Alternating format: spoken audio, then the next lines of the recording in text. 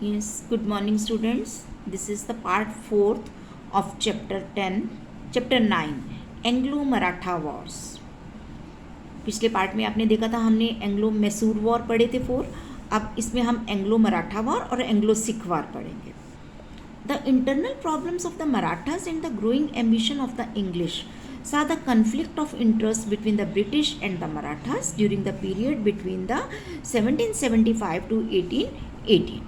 आप कहते हैं कि देखा जाए तो जो हमारे मराठास की इंटरनल प्रॉब्लम, मराठास की अपनी ही अंदर जो है वो उनकी प्रॉब्लम्स चल रही थी, और इंग्लिश के जो ग्रोइंग एम्बिशन था कि वो बहुत बड़ा वो अपना रूल को इस्टेब्लिश करना चाहते थे, तो इन दोनों के बीच में ये है झगड़े का कारण बना, और जिसमें मराठा और ब्रिटिशर्स और मराठा के बीच में 1775 से लेकर 1818 के बीच में कहते हैं मोस्टली उनके जितने भी युद्ध हुए उनको हम जो है वो एंग्लो मराठा वॉर कहते हैं. अब इसमें फर्स्ट एंग्लो मराठा वॉर 1775 से लेकर 82 तक हुआ. British wanted to sign an alliance with aspiring Peshwa Raghunath Roy against Madhorao second. अब ब्रिटिश क्या कहते थे कि एक अलायंस साइन करना चाहते थे. एक अलायंस मीन्स एक संगठन बनता है, ग्रुप बनता है, किसके साथ होकर? एस्पायरिंग पेशवा रघुनाथ राय अगेंस्ट माधोराव सेकेंड के साथ, उनके अगेंस्ट में, माधोराव सेकेंड के अगेंस्ट में. The Marathas chieftains backed Madhorao, और जो मराठा चीफ थे वो उन्होंने माधोराव को पीछे वो कर दिया. और the British provided 2500 men to Raghunath, उन्होंने रघुनाथ को 2500 मैन जो है वो प्रोवाइड करवा दिए. He gave Salsette and the basin to the English along with a part of revenue from Bhuj and the Surat district. और इसके बदले में कहता है कि उन्होंने क्या किया, रघुनाथ नाय ने, उसने जो है वो सालसेट और बेसिन जो है वो इंग्लिश वालों को दे दिया एरिया, और इसके साथ ही उन्होंने भरूच और सूरत डिस्ट्रिक्ट का जो रेवेन्यू कलेक्शन था वो भी उनको ब्रिटिशर्स को दे दिया. The two-sided signed the Treaty of Salbai. It gave the British 20 years of peace with the Marathas. अब कहते हैं कि एक वहाँ पर ट्रीटी साइन की गई जिसे कहा जा रहा है ट्रीटी ऑफ सालबाई 1782 में. दोनों तरफ से वो ट्रीटी साइन कर दी गई संधि, और इस वजह से ब्रिटिशर और मराठा के बीच में आने वाले 20 सालों तक कहता है शांति बनी रही, उनके बीच में कोई युद्ध नहीं हुआ. लेकिन 20 साल के बाद फिर सेकेंड एंग्लो मराठा वॉर 1803 से लेकर 1805 तक. In 1801, there was a conflict among the Marathas over the पेशवाशिप. अब ये भी कहते हैं उनकी इंटरनल प्रॉब्लम थी कि कहते हैं उनके बीच में 1801 में कहते हैं उनके बीच में झगड़ा हुआ मराठास के बीच में पेशवाशिप को लेकर. Peshwa Bajirao second entered the subsidiary alliance with the British and got the British protection against Jaswant Rai Holkar. अब कहते हैं कि इसमें पेशवा बाजीराव जो था वो इस सब्सिडारी अलायंस में एंटर हुआ, और उसने ब्रिटिश के साथ मिलकर कहते हैं उनकी अपनी प्रोटेक्शन हासिल की जसवंत राय होलकर के अगेंस्ट.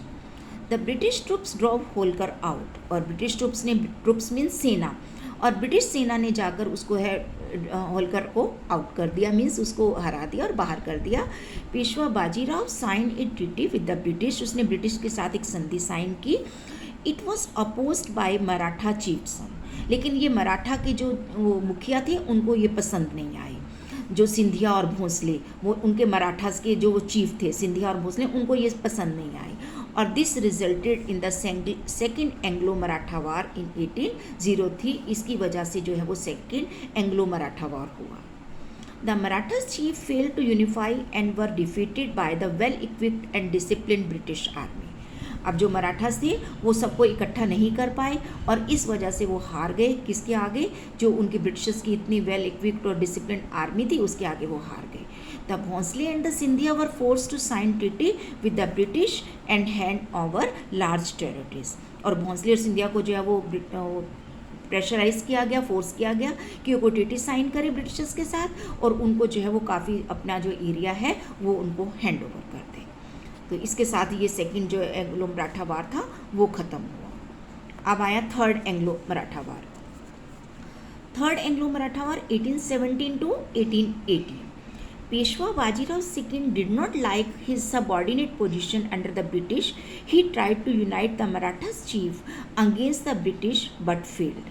अब पेशवा बाजीराव जो थे कहते हैं कि पहले तो वो ब्रिटिश से मिल गए थे, लेकिन अब वो पसंद नहीं कर रहे थे अपनी पोजीशन जो ब्रिटिश के अंडर।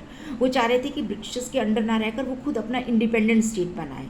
तो इस वजह से उन्होंने मराठा के जो चीफ थे उनको जो है वो इकट्ठा किया ताकि वो ब्रिटिश के अगेंस्ट लड़ सके, लेकिन इस योजना में वो सफल नहीं हुए क्योंकि पहले उन्होंने चीफ का साथ नहीं दिया था।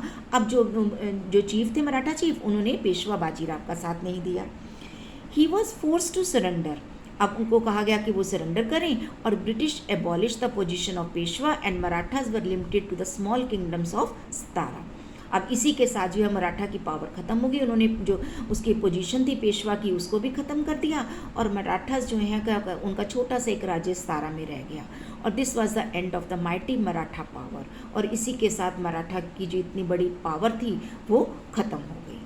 और between 1814 to 1826 the British had to fight many war against Gorkhas in the north and the Burmese in the northeast. The British signed peace treaties with them. और in between 1814 से लेकर 1826 तक कहता है कि उनको अलग अलग जगह पर जैसे नॉर्थ में गोरखास के साथ, नॉर्थ ईस्ट में बर्मीज के साथ जो है ब्रिटिश को जो है वो लड़ना पड़ा। और बाद में कहता है कि उन्होंने इनके साथ जो है एक वो है साइन पीस ट्रीटी साइन कर ली, एक शांति समझौता जो है वो साइन कर लिया। अब लास्ट आपका जो है वो कौन से हमारे वो आ जाते हैं, जो एंग्लो सिख वार। तो एंग्लो सिख वार में अगर हम देखें तो छोटा से हमारे फर्स्ट और सेकंड एंग्लो सिख वार हुए 1845 to 1846. During this period, the Sikh power was growing in the northwest region of Punjab. The British made a peace treaty with Maharaja Ranjit Singh to check his growing power. After his death, there was a lot of infighting amongst Sikh. अब कहते हैं ये period था, Sikh power जो है वो north उसमें waste में पंजाब में जो है वो काफ़ी ग्रो कर रही थी। और उनका जो राजा था महाराजा रंजीत सिंह, वो काफ़ी जो है वो पावरफुल था। तो ब्रिटिशर्स ने उनके साथ एक शांति समझौता कर लिया ताकि वो उसकी पावर को रोक सके। और उसके डेथ के बाद कहते हैं कि वहाँ पर सिखों के बीच में युद्ध जो है वो आपसी युद्ध शुरू हो गया। The Sikh had built up a strong army against the British and Afghan aggressions. कहते हैं सिखों ने अपनी जो है बहुत बड़ी सेना बनाई ब्रिटिशर्स और अफगान के against. When the British attacked, जब ब्रिटिश ने वहाँ पर अटैक किया, the United Forces of Punjab, Hindu, Muslim and Sikh faced the huge British army bravely.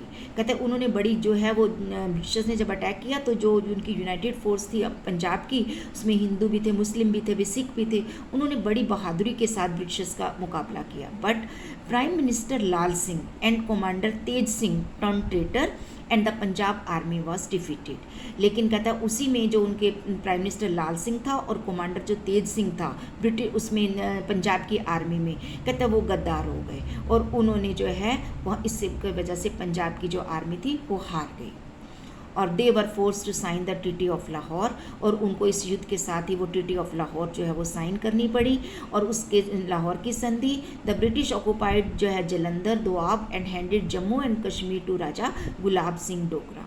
और उन्होंने ब्रिटिशर्स ने जो है वो कहता है कि उसको जलंधर और दोआब को अपने उसमें ले लिया जो पंजाब का ही हिस्सा थे, और उन्होंने जम्मू एंड कश्मीर जो है वो राजा गुलाब सिंह डोगरा को हैंड ओवर कर दिया। अब उसके बाद आता है हमारा second Anglo Sikh war 1848 to 49. The British wanted a complete control of Punjab by ending the Sikh kingdom. The immediate cause of this war was the exile of Lal Singh on charge of conspiracy. Lord Dalhousie, the greatest annexated, attacked Punjab and made it a part of the British India in 1849. अब British जो है वो क्या चाह रहे थे कि वो पंजाब के ऊपर पूरा कंट्रोल चाह रहे थे, और कहते हैं कि ताकि वो सिख किंगडम को बिल्कुल ख़त्म करके उसके ऊपर उनका पूरा कंट्रोल हो जाए। तो इसका जो इमीडिएट कॉज वो क्या बना कि जब उन्होंने कहते हैं कि लाल सिंह को जो है कहते हैं कि एक षड्यंत्र के उपलक्ष्य में उसको जो है वो जेल भेज दिया। तो इसमें लॉर्ड डलहौजी जो था कहते हैं कि बहुत बड़ा वो एंग्जाइटी था कि वो किस तरह से वो पूरे पंजाब को अपने उसमें करे। तो उसने जो है वो पंजाब के ऊपर जो है वो अटैक कर दिया and made it A part of the British India 1849 में, और पंजाब को उसने अपने ब्रिटिश इंडिया का हिस्सा बना लिया। Now the British started consolidating their power by limiting the power of the Indian prince and building a stronger army in India. और इसी के साथ ब्रिटिशर्स ने जो है अपनी पावर को कंसोलिडेट करना शुरू किया और इंडियन जो प्रिंसेस थे उनकी पावर को लिमिटेड करना शुरू किया। और साथ में कहता है कि उन्होंने अपनी एक बहुत बड़ी जो है वो स्ट्रॉन्ग आर्मी इंडिया में बना ली, ताकि फर्दर जब जितने भी आगे युद्ध हों तो वो अपने उसको युद्ध को जीत सकें। तो इस तरह से जो है वो धीरे धीरे जो ये ईस्ट इंडिया कंपनी थी वो धीरे धीरे जो है एक ब्रिटिशर्स के रूप में पूरे इंडिया में रूल करने लगी।